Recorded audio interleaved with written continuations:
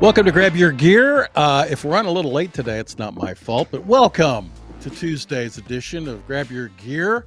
We are a weekly show here, and as usual, joining me, the ever-present Jack Windsor. Jack, of course, from the Windsor Report and also from the Ohio Press Network, a company he founded. And don't forget, you can catch Jack on 98.9 The Answer, which is where his radio show lives in Columbus, Ohio. Jack, how are you today? Hey, Joe, I'm super fantastic. Great to be here with you today. Good. It's good to see you. For a while there, I didn't know if I'd see you. And eventually, maybe we'll tell people, sometime what happens here behind the scenes, but it's okay. In the meantime, Jack, how's your week going so far? It's been a great week. We are today is 2 weeks out from Yeah, the from general today. election, and been spending a lot of time talking about issue one, which I know Hmm. we'll discuss. Uh, the Ohio Supreme Court race that involves one justice that we think might have done something that's against the code of conduct. And tonight, actually, in Columbus, the Battleground Speakers Tour stops in Westerville. And I'll be on stage with people like Hugh Hewitt, Mike Gallagher, and we'll be addressing probably 600 or 700 people and gearing them up for what to consider as we head into Election Day. Yeah, it feels, I mean, we're going to get into it, but it feels, there's an intensity that we'll get into, but there's an intensity that doesn't feel like a normal election to me. And as we go through a couple things I want to do housekeeping wise on issues that you follow, as you follow topics in the state of Ohio, when we move to our national, I want to explain why I have a weird feeling. But I did want to talk to you about the issue one, because that's something that you made a comparison that what they did in Colorado years ago, you felt was kind of the battle plan of this issue one. A lot of money coming from out of state to, if you could just, what is issue one? If you had to explain it, I know you're doing videos on your site on the OhioPressNetwork.com where you're taking like a minute or two and kind of explaining and breaking it down, which I thought you've been doing a good job with those. But give us an update on where your head is on this thing and what's it all about and if you think it'll pass. Yeah, and I hope that I do this justice without going too far in the weeds. But there is a way to get some things done to change the law, and that's if your state representatives and state senators take on an issue, draft a bill, cuss it and discuss it in the General Assembly, get it passed, and then send it to the governor's desk for endorsement. Well, this is not what's going on with issue one, and this is what really makes issue one and the other proposed constitutional amendments here in the Buckeye State that will come down the pike dangerous. In Ohio, it only takes 50% plus one vote to amend the Constitution. When you think about that, that's pretty tragic because this is supposed to be your foundational document. It's not the revised code. It's not a law that can go on the books, be adjusted, things like that. You either put up an amendment or you rip it down. And to rip it down, you really have to replace it. So, Mm-hmm. um, what's going on in Ohio is similar to what went on in Colorado. You have mega donors who partner with activists, and that group of people really do a lot of things that are solely designed to make sure that progressives and Democrats get elected. In this case, now bringing it into the focal points of issue one, what this progressive group that is bankrolled by mega donor dark dollars from the left, people like George Soros, Hans-Jörg Wyss, Tides Foundation, what they're trying to do is put into the Ohio Constitution gerrymandering. And if you're in Ohio, you go, well, wait a minute, both sides are crying gerrymandering. Well, they really are. But what they're trying to amend the Constitution to do is really a Trojan horse. It would put proportionality as the top priority in this amendment. And that, by definition, is gerrymandering. And there are two things that I'm really trying to get Ohioans to think about. Number one, if this issue passes, the new commission that draws maps that determine state representatives and state senators and Washington, D.C. congressional representatives, those maps would be drawn by bureaucrats, people that are selected by other bureaucrats. And Ohioans would never be able to have an elected official draw their maps again. That's terrifying. That's not how a constitutional representative republic should or ought to work. The second piece is, and I kind of already hit it, is that this thing is bankrolled by left-wing dark money groups. We say in politics all the time, if you really want to know what's going on, follow the money. And when you follow the money here, you see that there's been an excess of $20 million that has flooded into the issue one coffers, and it comes from people who are doing what you would just imagine all around the country on every left-wing progressive issue. If if the people behind this really cared about gerrymandering, you would probably have this in New Jersey. Because if you've ever seen a map of New Jersey's electoral districts, Yep. that's gerrymandering. But it's the left does it, so you'll never see that. So what's your gut feel about issue one? I mean, this is what I'm wondering, because, and we're going to get into this a little bit when the Senate race when we talk about it. But if Ohio goes, I saw something where it says Trump +8. Does Trump carry the rest of the stuff on the ballot, or is this something that people are just looking at separate from ideologically or who they're going to support, in the presidential election? I wish I could say that as goes Trump, as goes issue one, but we've seen this movie before here in the Buckeye State. Last fall, there were two ballot initiatives that were on the ballot. One would have required 60% to amend the Constitution. The other one was a radical abortion amendment.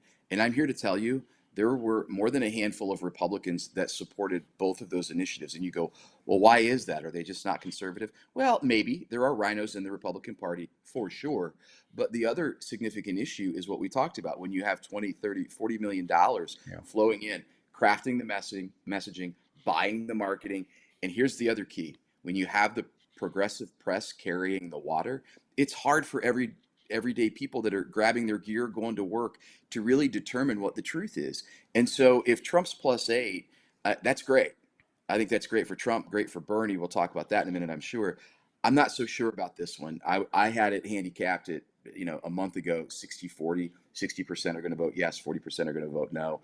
It might be within a 5-point margin right now. It'll come out to turnout. And by the way, there are significant national, what would you call them, pundits, figures that are actually weighing in on Ohio issue one. There, the alarm bells are going off. I just hope that it's not too little too late. I want to ask you about the Supreme Court race. A lot of people don't even think about these. You know what I mean? They just court judge votes. Voting for a judge and judges at all levels has always been kind of a throwaway thing for a lot of people. But recently, they've gotten more attention. There's more money going into these races than probably ever before. But you've been reporting on one race for the Ohio Supreme Court, and just give us kind of what's going on there. Yeah, so there are 3 seats up, and Republicans control the court right now, 4-3. And if they win all 3 races, they could actually control the court 6-1. But it could also flip and go 4-3 for Democrats. One of the races in particular involves a guy by the name of Michael P. Donnelly, and he is running against Megan Shanahan. Donnelly is the Democrat, Shanahan is the Republican. And I noticed a couple of weeks ago that Michael P. Donnelly, Justice Donnelly, was out hitting the circuit, talking to major press outlets, stumping, giving speeches. And when he was doing that, he kept mentioning this boneless chicken wings case. And now, how the case was decided, why it gained and garnered national attention is one thing. That's not the matter. The matter is the case was actually resubmitted to the Ohio Supreme Court for reconsideration. And you go, okay, well, Michael Donnelly is on the Supreme Court. He actually wrote the dissenting opinion in that case. What's your point, Jack? Well, my point is the Ohio Code of Judicial Conduct states that a judge or a person seeking judicial office or seat when campaigning cannot talk about any case on any docket in the United States if that discussion involves affecting the outcome of the case or maybe influencing other people. And you go, well, wait a minute, this case is on the docket. It's been on the docket because it was resubmitted for reconsideration. And he's out trying to score political points off of it. And what he's doing, Joe, is he's talking to people who will listen and saying, look, this was a party line decision. Look how dumb the Republicans are. Look how wrong the Republicans got. Really trying to paint his opponent, Megan Shanahan, in that light and saying, look at me. I'm the common sense jurist. You need to elect me. Well, that would be okay if the 4.1A5 was not in the Ohio Code of Judicial Conduct, which he seems to be violating. So a report has been submitted, a complaint has been filed, and we'll see where that one goes. Interesting. How would they punish him? Just say you're wrong? There could be a reprimand. There could be disbarment. There could be Really? suspension. Yeah. I don't know that it's going to rise to that, but the bottom line is here is a person who has said Republicans think they're above the law. Here's a person Yeah. from a party who says no one is above the law. Well, if you're not above the law, then act like it. Okay. You've done a video on that, I believe, haven't you? Is it up on your site? It is. Kind of Yep, explaining Ohio it? Press Okay. Network. Yes. Yep. OhioPressNetwork.com. Okay, Jack, I want to move over. The big story last week, I saw this over the weekend. It has not lost any traction in the media. And Apprentice Isabella can roll this. This is kind of the thing politicians have been doing forever. They make their way into a restaurant or something like that. And former President Trump actually did that. I think we have some video. There he is, working the French fry machine. Pretty impressive there. I saw comedian Steve Byrne said that Trump was working, giving out food at McDonald's, and he was going to make Taco Bell pay for it.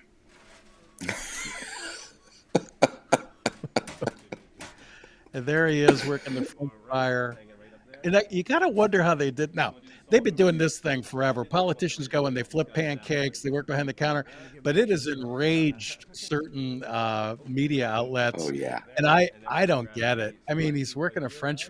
This has been done forever since, I don't know, Truman and Dewey. I'm sure they went to county fairs and gave hot dogs out and all that stuff. But yeah, that's what he did.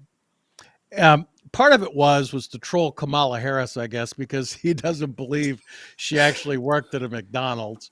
And I think they But just Joe, want to she came picture from a him. middle class family. Of course, she worked for McDonald's. Sorry. Yeah. And so I think that was part of it. The other part was just that's what politicians do, right? I mean, Bill Clinton did it. He went to donut shops, he went to Yep. McDonald's and all that stuff. Why did this ignite so much just buzz? And the problem is now everybody's watching the video of Donald Trump working in a McDonald's, which is Yeah. And then it's you're just getting the sidecar stuff, like some dude saying, "Hey, I got an extra nuggie. I'm so excited, man. Donald Trump gave me 7. I ordered 6. This guy's great. Bless him." Uh, you know, I look at it and I go, "It's Trump." And this is like we laugh about it because it's comical. Because I don't care what that guy does, he's going to be a boss. He's going to do it, and you know that something's going to come out of it. That whoever he's, you know, aiming the insult or whatever at is yeah, just they're gonna burn. And so you look at it, you just laugh and go, it's first of all, it's brilliant that he picked McDonald's because that is an automatic sure. troll on Kamala Harris. But the serious nature of this is there are people who are apoplectic. And there are people who are apoplectic, and people are going to troll me for saying this because they have Trump derangement syndrome. And they have Trump derangement syndrome because we have people in office all over the country, from the White House to state houses, and certainly purveyors of Pravda press articles who just have done nothing for the past almost decade, but tell us how Orange Man is bad. That is really what the lesson should be here. It doesn't matter what the truth is. If you tell somebody something over a long enough period of time, it becomes their truth. I mean, who would lose their mind about a presidential candidate going to McDonald's when his vice presidential candidate goes to restaurants, when Joe Biden gets ice cream every other week? The only reason this matters is because it's Donald Trump. And the only reason it matters that it's Donald Trump is that our brains are broken as a collective, the people who consume large amounts of mainstream press and listen to the talking heads on those Sunday morning news shows. Okay, so I just wanted to play that because it just seems that people have been over the top. Part of it makes me feel like, well, I don't know what I feel. I I, overanalyzed it, Joe. Sorry. no, Go I ahead. I don't understand. Okay, so there's a part of me that wonders, do they ever? And I lived in this. I didn't live quite in that world, but I lived in parts of that world where usually somebody would come in and go, the more we cover this, the more this isn't really news anymore, and we're just promoting the issue, right? I sat in newsrooms where you go, if we keep talking about this, this actually has not turned to news anymore. We're just promoting whatever happened. I don't think those conversations happen anymore. It's like trigger, boom, start screaming at the camera. Yep. And you're right. But is Trump a person or a movement that they don't like? You know what I mean? Well, Uh, I think Trump is a movement. I think yeah, Trump I is a think it is populist too. who moved the cheese for all of the career politicians in the DC cabal, including Rhino Republicans, who you've seen come to the Yes. surface over the past couple of years. Okay. So, kind of within that, we talked about Trump, and we're using Ohio as kind of a gauge. And I just said +8 because that was the last time I saw a poll. It could be 4, too. I don't know. But the other race that Ohio is getting a lot of national attention on is the Senate race, where Sherrod Brown and Bernie Moreno are going for it. Sherrod Brown, of course, the Democrat, been around since in the 70s. I think he's about 71 years old now. He's from Mansfield, Ohio, your neck of the woods, Hmm. which is a town between Cleveland and Columbus, about halfway each. Um, has been known as a populist himself, Right. but show the headline. This was in the Wall Street Journal today. Ohio's Senate race, the tale of two populisms. And it's kind of interesting because it gives an analysis of this race in that who's the more populist one and how Brown actually does line up on certain things, or at least he can go and campaign almost like he's a Donald Trump populist, right? That he is a master at crafting and weaving the story. Of course, they're using abortion against Bernie Moreno, big on this thing. I think every time I turn on a football game, I see Bernie Moreno in some sort of, captured secret cell phone video talking about abortion. Um, but I wonder if this is one of those races. We talked about it. If Trump dominates, does he carry issue one? Does he carry the Senate? Or is this just an election where Trump is separate from all that other stuff? That is a great question. What I can tell you is Bernie Moreno, the Republican candidate, has trailed Trump by about 8 points. So when you look at however Trump is polling, usually he's 7 to 8 points behind. So if Trump is up 8, that race is even. I've said for the better part of 6 months, Yeah, if Trump just so wins you know, Ohio by 10, Real Clear Politics has it at point 0.6 separate. So say that again. point 0.6, Real Clear Politics Okay, has Moreno trailing by point but 0.6 point of a point. 0.6. Yep. So, well, that makes sense because we look at there was a Senate Leadership Fund uh, a poll that came out that had him down 6, and you kind of scratched your head, and then you read what was with the memo, and it basically said, "Wow, he's got to close the deal, and this might be a slight underperformance this week as we look at the numbers." And I kind of went, "Is that the Senate Leadership Fund trying to light a fire under low propensity Republicans to make sure they get out to vote in this race?" And then, of course, we saw the Fabrizio report come out that showed Bernie up 3. And then, of course, anyone that is left of center went, "Well, it's Fabrizio. Of course, it's going to say he's up 3." And then last Thursday, Morning Consult came out. It had Marino up 1 point. And I went, "Okay, now we're in business. This is about right. He's either up 1." But all of that, by the way, is within the margin of error. So if Trump wins by 10, I think he pulls Bernie over the finish line. But this is going to come out to turnout. And there are some grassroots groups here in the Buckeye State that are knocking on doors of what are called low propensity voters. You go, "Well, what is that?" Low propensity Republican voters here are the voters who go, "Yeah, I might vote every 4 years. Yeah, I'll try to get there, try to vote for the president." And so they're trying to have those conversations to go, "Hey, not only do you need to vote for the president, but you need to vote down the entire ticket, because here's why these races are important." And I think as they knock on, there's one group that's knocking on 1 million doors. If they do that and they have the result that they think they're going to have, I think Marino wins this race I think he could shock the world with it. I think right now there are still people who believe that Sherrod's probably up a point or two. But I have also spent some time with Bernie Moreno. I interviewed him last week. We talked about some of the misconstrued comments that were captured on that cell phone video, and he addressed that. And look, I'm going to tell you, it doesn't matter who's running for office on the left. Orange man bad and abortion. That's all they've got because their policies are so bad that given the fact that the mainstream press is all in for them, they still are in this position. So this will be an interesting race, but I think Bernie Moreno has some key figures coming into town here. He'll have Tucker Carlson in Cincinnati next week. He had some senators with him yesterday, and I wouldn't be surprised if 45 wanting to be 47 drops into Ohio in the last week. This is what surprises me about politics, that it's never, the math is never clean. Sherrod Brown votes, according to ABC News, 98% of the time with the Biden administration. And then you look, what do people want the most? Change. Then you have Kamala Harris doing change, and you have, I mean, none of it makes sense at some point. You would think a trend would be a trend, but that doesn't work that way. Moving on to the election, though, a little bit. Mark Penn is a guy who was a pollster and an advisor for the Clintons, Hillary and Bill. He's a pretty straight shooter, kind of an egghead type guy, but just kind of does. He's actually on Fox News more than anywhere else. And he came out, he had an article yesterday in the Wall Street Journal, and that headline was Trump has edge for now. And we can show that if anybody wants to reference it.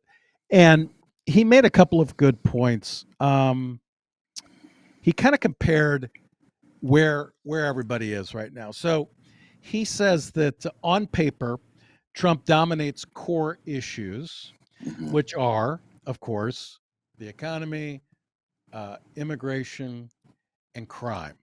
Everywhere you look, it's some form of that. And then it goes down to abortion and some of the other stuff. 12-point lead on immigration, 4-point lead on crime. And that was according to an October Harvard Harris poll, not Kamala Harris, it's the pollers. And Trump has an advantage over War and Peace. 70% of the voters believe he will keep us out of war. And Trump also reduced he has also reduced the Democrats' lead in Latino men and Black men. So that's what Penn says he's done. With Harris, he says she's trying to confront her weaknesses. She had a low approval rating among Black men, and so she has a lot of programs now directed at Blacks. She's giving interviews to more national outlets, 60 Minutes. That's a whole different thing. The Fox News was kind of a curmudgeon. They purposely showed up 15 minutes late, knowing Brett Baer had to go on at 6. You saw that whole thing. I don't know if it helped or hurt her. It was, I don't even know what that was.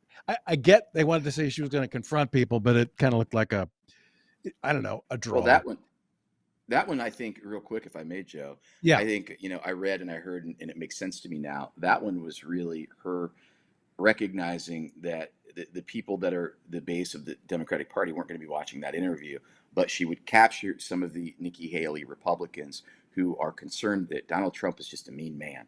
And so when you listen to her deflect and not answer any of those hard policy questions, and she continued to go back to, well, Trump is this, and Trump is unfit, and Trump is, did she get enough from that, from that sliver of the pie? Maybe, I don't know, but I think that was the strategy. There's deflecting, and then there's just like spouting off something somebody told you, and it looked more like she was saying things somebody told her to say.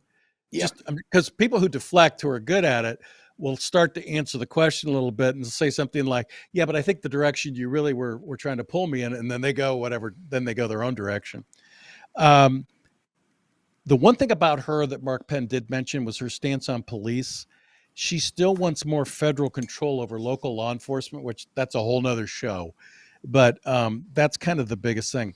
Said the biggest challenge, though, after all this time, most people respond they really don't know who she is.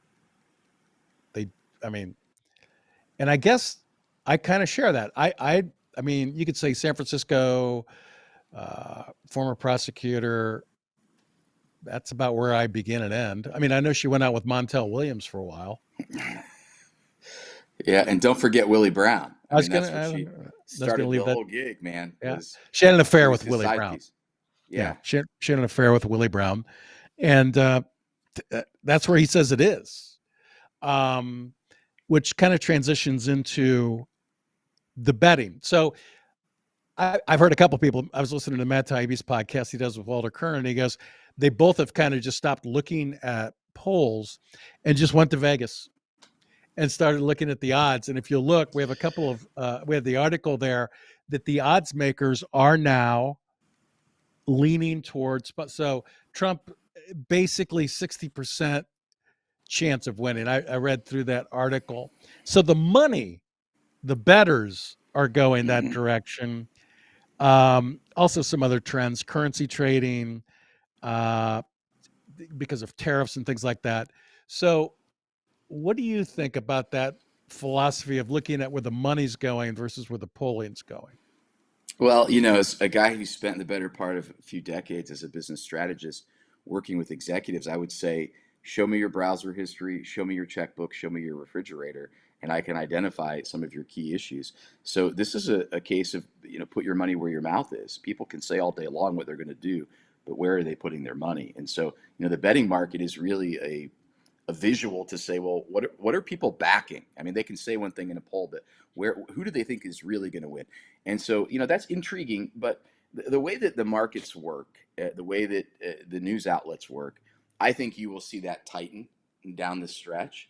I don't think it'll be 60%. It might end up being 55-45.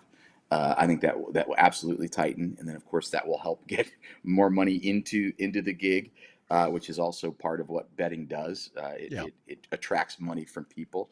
Um, but I guess if I were to say that this race is tight as a tick, I would mean it. What is really baffling to a lot of people, and I don't know where some of the people who are listening to this are on the political spectrum, but I've talked to people on both sides. One person said, "I can't believe he's not running away with this," and then someone else will say, "I can't believe that she's not up by double-digit points."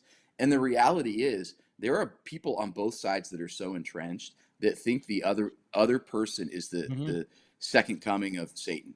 Like it really is that divided in this country. And there are some fair-minded people still in the middle who are going, well, I'm going to vote. I'm just not quite sure who I'm going to vote for yet.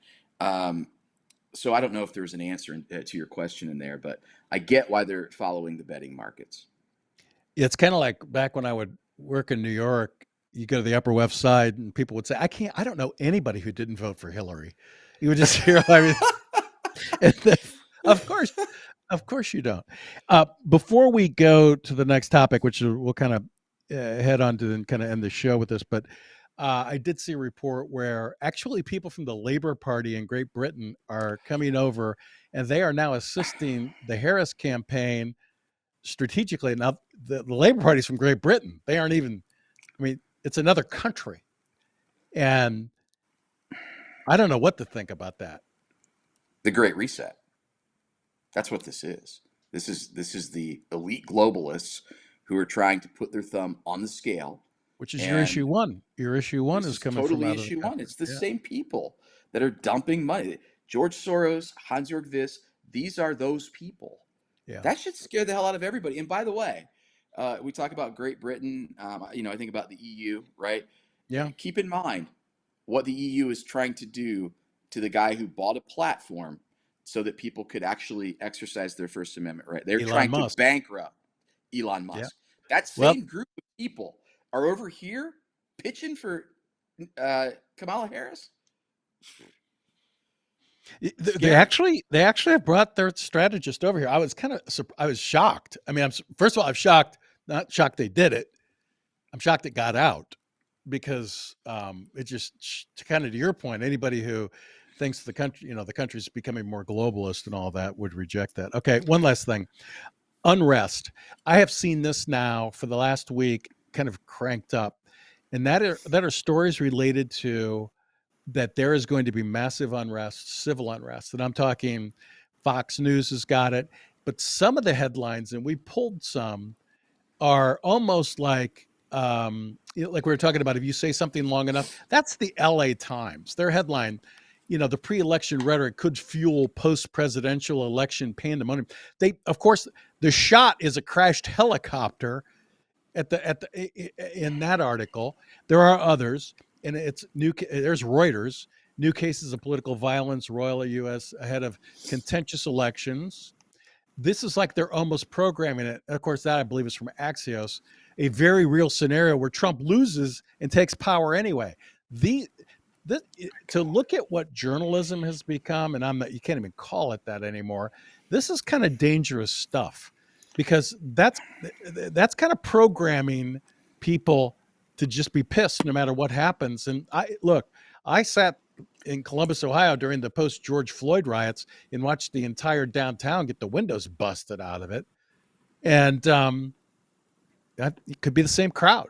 I mean, there are some people that are just going to go out in the streets and start raising hell because that's what they do. So now you've really ignited that crowd. I think it's irresponsible.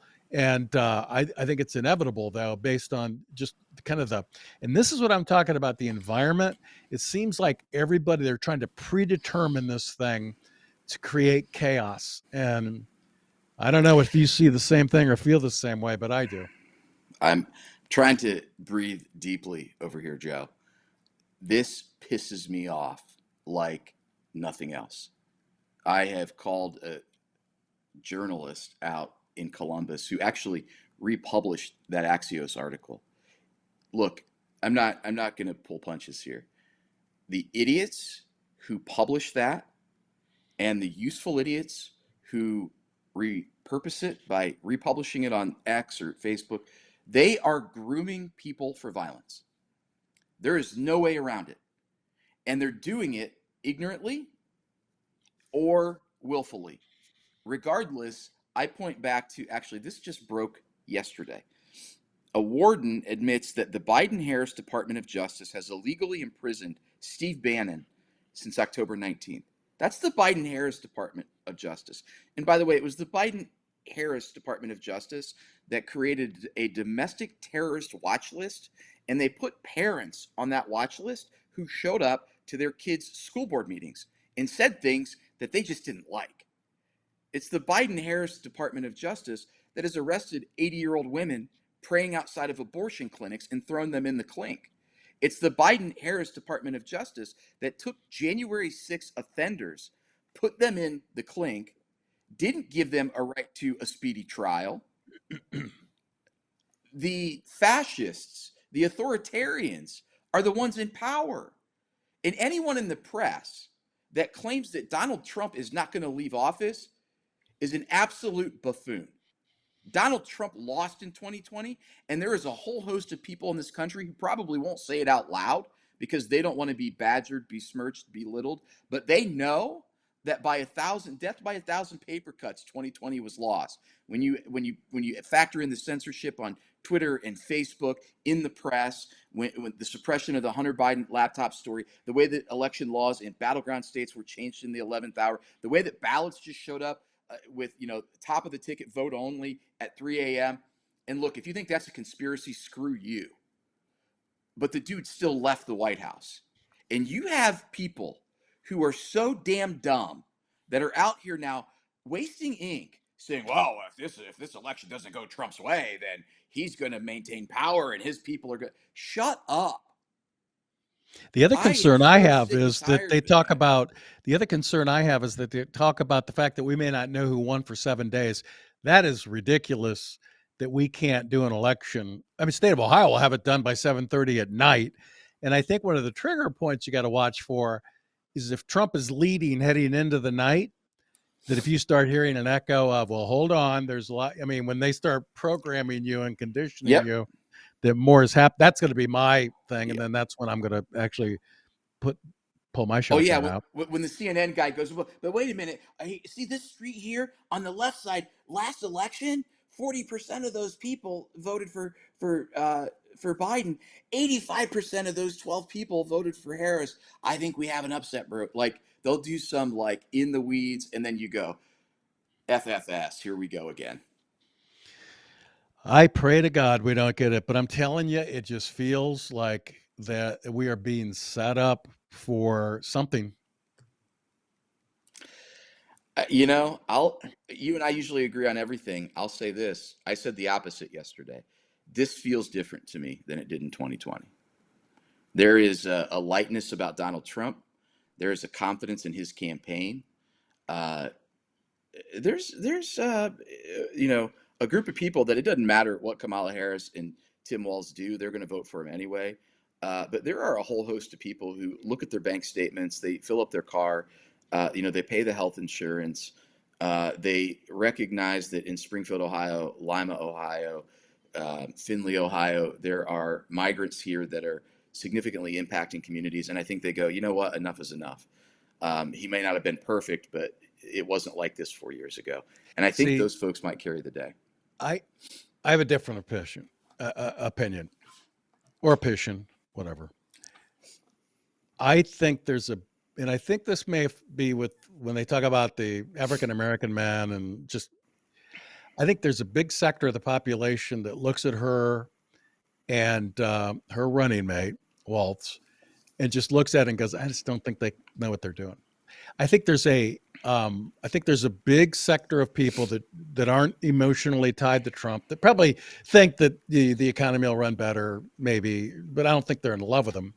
But I think there's a big section of the voting bloc that looks at her and just doesn't think she has the chops to do it. Anything. I mean, your popularity went from, the worst what would it go from? I mean, it was 20 something to 42 or 48.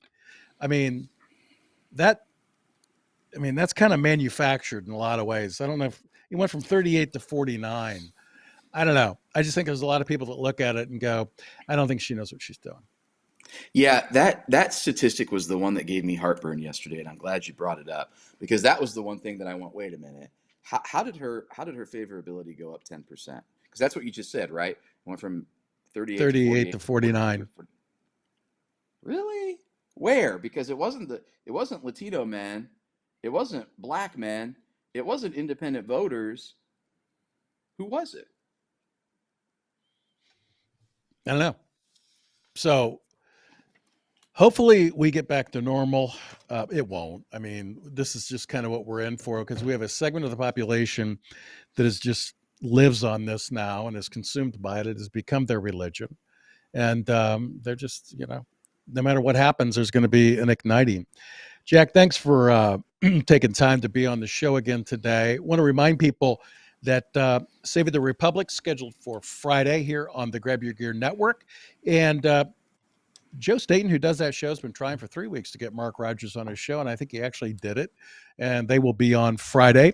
And of course, Jack, we want people to check you out, the OhioPressNetwork.com, also on 98.9 The Answer in Columbus, Ohio. They can also catch you on your podcast. And you do that daily, don't you? Drive time. You're like one of the big drive time guys, right? Yes, 5 p.m., 6 p.m. And if you can't listen in Columbus, no worries. Spotify, search up the Windsor Report or 989theanswer.com. All the past episodes are in the archive there.